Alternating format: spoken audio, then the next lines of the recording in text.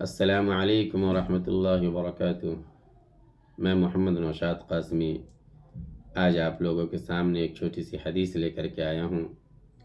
اللہ کے رسول صلی اللہ علیہ وسلم نے ارشاد فرمایا کہ ذاق طعم الایمان من رضی باللہ ربا وبالاسلام دینا وبمحمد صلی اللہ علیہ وسلم رسولا ونبیا،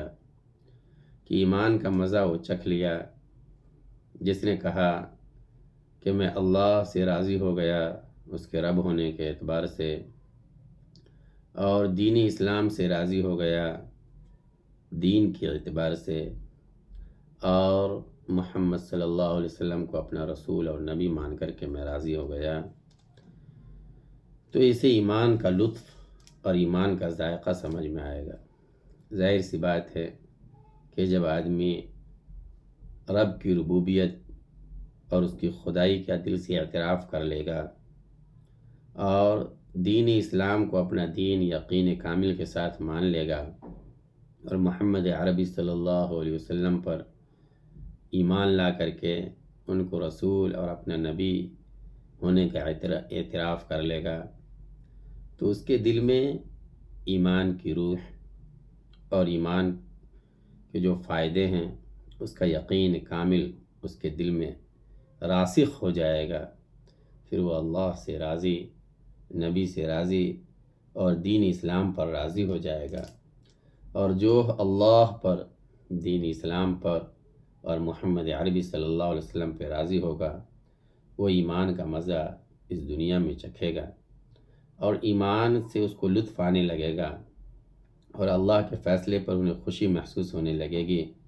نبی کے بتائے ہوئے طریقے پر انہیں چلنے میں خوشی ہوگی اور دین اسلام اس کی فطرت اور اس کے تقاضے کے مطابق ہوگی۔